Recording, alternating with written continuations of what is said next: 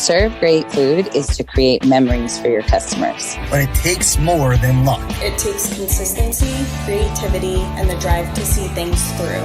And every day, the stakes are high, which means it's time to stand up from your computer and start getting real. To own your kitchen is to own your bottom line. This is the real world. And now... This is the real world. And now... This is the real world. And now is the time to foodify your business. Here we are, back at Altamonte's. Yeah, let's do it. Let's get She got a job here. Yeah. So, big week this week. They're all big every week. I think I say the same thing. But I get excited in them. It is. This is one of the favorite parts of the week. Getting here in the morning and doing our cooking shopping today. Right, doing our shopping, get to cook. It's fun, it's exciting, breaks up the week.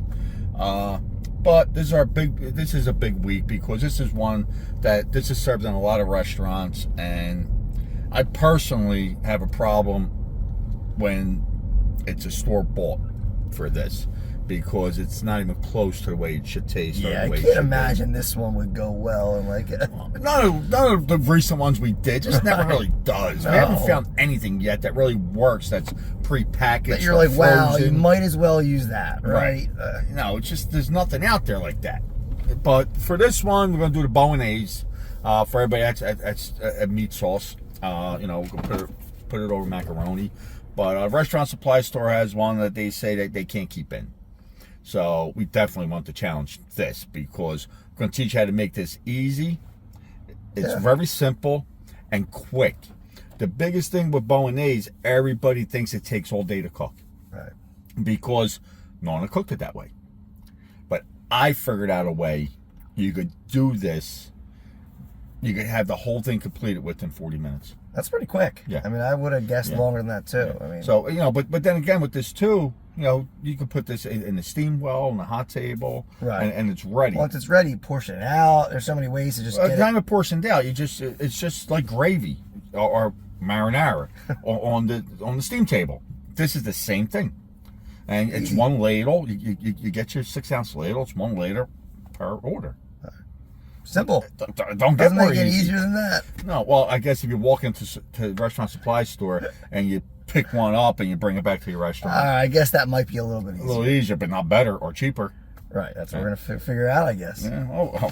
It's already figured out. We're just going to prove it to everybody. Okay, all right. All right, we got our shopping list here. We're going to head inside. We'll see you in there. Put it on. Okay, take your 2 pounds of ground beef, pork, and veal.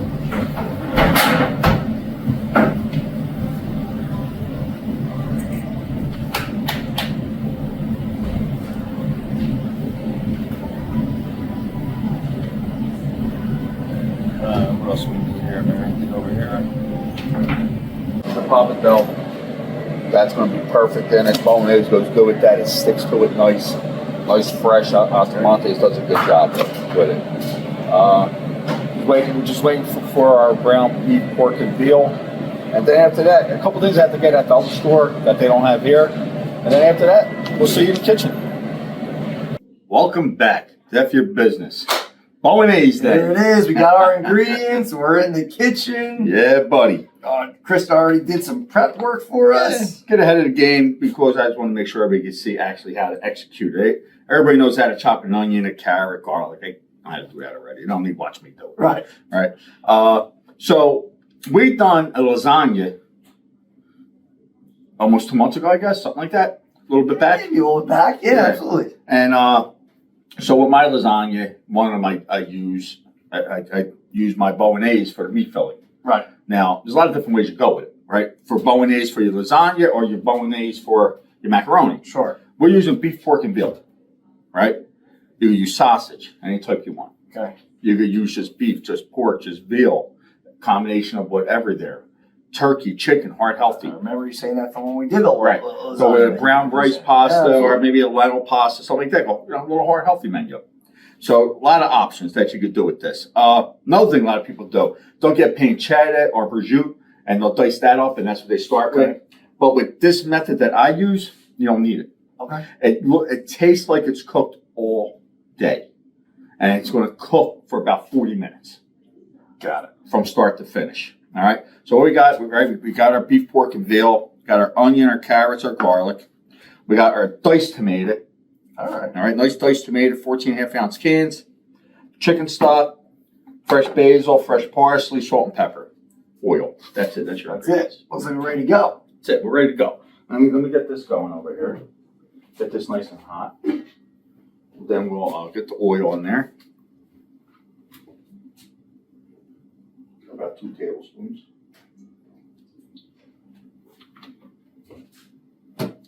Start with the onions, garlic, carrots. Come on around, check it out. Now we're doing this because I made this in the lasagna video, but people got a little confused with okay, like they're like, can you just do that and go up against the store brand, Right? Whatever the Because restaurant they want to sells. have 2 different recipes, Right. or maybe have a different choices of pasta they can use, Yeah. So I was going to do everything just in that facility. Again, we're sauteing, we're not frying. Put everything in the pool. We'll let it go for like a minute, then we'll turn it down. And we'll saute it. When I turn it down, I add a little salt and pepper. Gotta make sure with garlic in it. Cannot cheat the Bolognese. So everybody loves the lasagna. That's what we made it. Right. Now we're going to go a little different. Right, so lasagna, we're going to do it with, I think we got a pappardelle for it. Well, then look at the restaurant, gives them the options, right? They can say, hey, choose your pasta, right? Some can even just choose your sauce. They can use multiple sauces that you've created and gravies that you've created. I mean, create your pasta depends on, are you using fresh pasta or using dry pasta? Using dry pasta, it's easy to carry a lot. Right. Using fresh, you usually got 2 or maybe 2. Sure. Usually maybe just 1. But, that's understandable. Because you can't carry a million different kinds. Right. Get a little salt in there, right? Season the layers. We'll let this go about another minute. And right to this, we add the ground meat. Again, whatever protein you want to go with. All incorporated. So, you have any history on this? Did you, Well, in the Bolognese, it kind of comes back from almost like a French stew. It's kind of the origins of it. Right. But then, kind of transforming to what it was, and but again, starting with like a minced meat, like you're doing, or chopped up meat. Obviously, some vegetables and stuff going in. But it was kind of made as like a roux that went on a pasta. I think one of the first names, like macaroni of Bolognese. Right. Which I know is you hear in the macaroni term. Well, that's where that's where it comes. It comes from that. Macaroni was the pronunciation of it. For the Italians, it was just the way to use everything. Right. That's all their cooking is peasant food. It's just the way to use every part of the animal and not leave anything go to waste. Yeah. That's where beef, pork, and veal come from. Right. And that's kind of where what it said is it didn't really have specific, but it said once it started in the early form, it was outside Bologna, is to get where the name kind of came from. Right. And then went from there. Right. It's sort of so it's Italian created. Stole a little bit from the French, right, which is okay. On the theory of like a roux or a stew or however you want to. Everything comes from somewhere, right? You tweak it, you change it. All right, so now the meat goes in. You want to chop it up, but I will say Italians perfected it. Minced meat, whatever they want to pull it over the France. Yeah. So now we just want to get this chopped up, broken down. All right, we'll let it brown. I just don't want it as whole pieces in there. One is going to cook fast this way, and it's going to give you the separation that you need. It's like kind of like a sloppy Joe. You want that kind of texture. I'm going to let this sit for a minute. It's going to cook its way down. So, like I said, we're going to go with a pappardelle, but you can put this on anything. Okay. It doesn't matter what kind of macaroni you want to use, fresh, dry. Don't matter. You just, whatever you like, this is what you use it for. Yeah. I put it on everything over the years. Pappardelle is my favorite though. Okay. And then again, so, give us some tips from like a line service or using in real life restaurant situations. I think until the last time we were making lasagna, once or twice a week you're making this part of it, right? Like it's probably... I probably make it twice a week because any menu just goes on top. Right. Everybody loves a Bolognese. Sure. So make it twice a week. Once you make this, you don't have to keep it on hot hold because you're going to break it down. You're going to destroy it. Right. You keep it cold, but then you lay it all out right out into the saucepan, get it heated up, and then you add your pasta to it. You mix it, and out the door it goes. Yeah. Now, will you add anything else to it at that point? Will you add a little extra of the marinara? I would add, honestly, I would just go with a little chicken stock. Okay. Just in the beginning, I'd go with, half a cup of chicken stock in it. Okay. You'll see when you're chicken stock in this anyway, so it kind of goes together. I know it's not in your recipe here, but I feel like I've seen cream before in a bolognese. Well, they do a bechamel sauce. I don't like a bechamel sauce. Yeah. It's not the kind of lasagna I've ever grown up on. But that's more north. Got it. Italy, right? I'm more from, like, my people from the south. So the cream you're staying away, you're going Right. tomato based. Yeah, That way. yeah. Okay. Yeah, and they don't put meat. So what are they putting in that? Cheese. Just cheese. Yeah. Okay. Yeah. Yeah, no meat though. So I mean, some might do some kind of meat, but the ones I've seen didn't have meat. Got it. I got meat. Right. Yeah. You're making a bolognese. I feel like But they're not making a bolognese, making a bechamel. with nothing. Yeah. Not right. It's a cream base. So this is almost there. Don't take long. No, it's not. It's really. You have to work it though. You Take it can't walk pretty away. quick. Yeah. You can't walk away. So I don't want to say we're supposed to do this. Sometimes they don't like us to say where they are. But I hope they watch this. I hope they try it. I hope they let us know how theirs turns out. Yeah. Because the lasagna was great. They loved it. They had great reviews. Right, and once you're already maybe using it for the lasagna, now you're using it for, we've always talked about that cross function, right? Right, exactly. No, we're big on that. So, you make your batch, you put half in your lasagna, you cool it, you do it that way, and your other half of the batch, like you said, goes on a cold holding online, and we're serving it over. That's it. My arm's getting tired. I was going to ask you to help. I'm afraid you might burn yourself. Or, you might try to grab a hot pot. I don't know. This guy over here. I'm never too sure it's going to happen with you.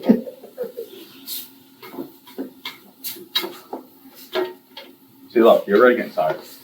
It's good, my workout for that. I know you hit the gym hard this morning, but. All right. I did. I know you did. No, you know that. How are we looking?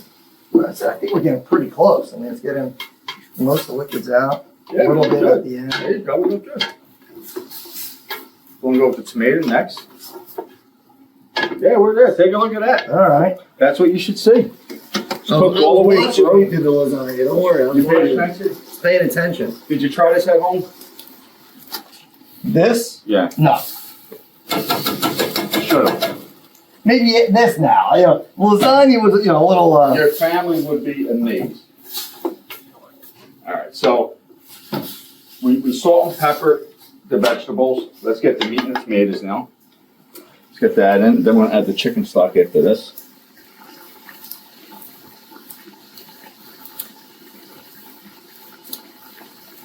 You do salt and pepper to taste. Everybody's different on what they want. Take a look at this. This is the money right here. Look at that. Just want to cover it. It's going to simmer away for 40 minutes. And the finished product is going to be amazing. That's it. We'll be back in 40 minutes. The foundation of our team is a shared objective. As specialists in the hospitality industry, we understand the importance of timely and accurate reporting for our clients, which has been made even more crucial throughout the post-pandemic industry recovery. We truly believe our mission is to give back to business owners control of their finances so that they can make better decisions daily. The way that we are consistently showing value to our clients is by speaking with them on a weekly basis. Not only do they have the relationship with their lead accountant, but they have the opportunity to meet with industry experts. The truth is that things will never be like they were before 2020. But we believe that our weekly accountability model will help you adapt to the new reality and grow and evolve into an even better business in the years to come. All right, we're back. Bolognese is done. We'll take a look in here. Oh, it sure is. I added the fresh herbs, parsley, and basil. Now is what we're going to do is we're going to go to the pan and we're going to get it ready for service. Okay. Scott, can you just grab a bowl for me down there? Absolutely. Yeah, that one will work. All right, so here we go.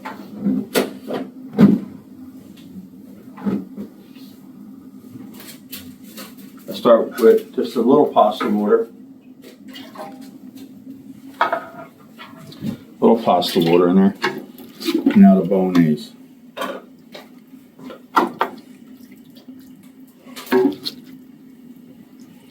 I'm going to let this get hot.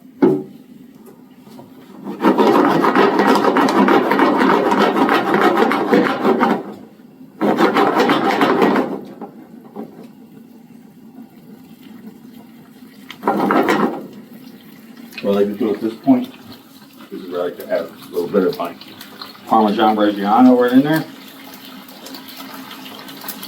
Just a pinch.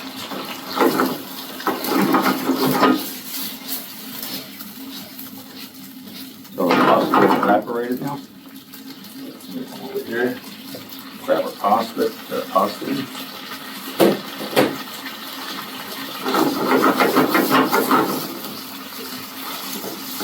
Now it's incorporated in there.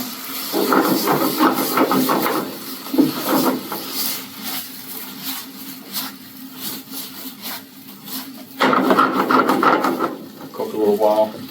You gotta read it. And a little more pasta water now. Pasta is what brings it all together.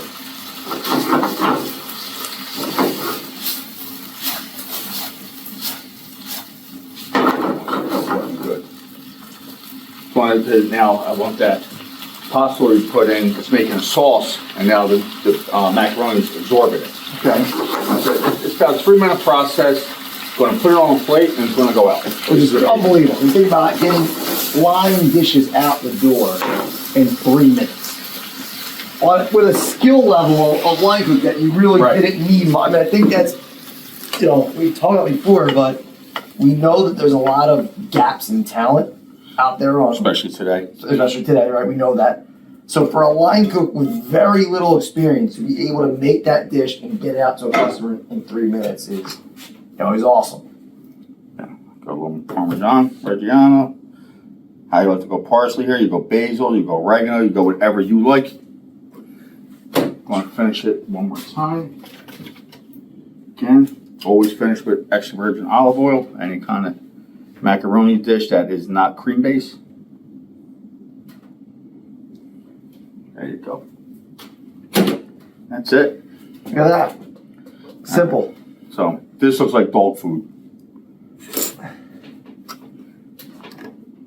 It's embarrassing. Well, they do it in this. They put it in on one of their bowls and they serve it.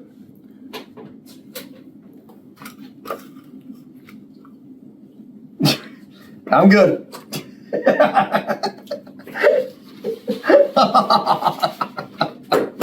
All right. Let me just try this one. That could be one of the worst things we've ever tasted. Like it.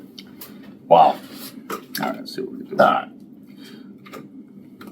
And I mean, obviously, you can do it any sort of pasta. Any kind. But you like the... I like the pappardelle with it.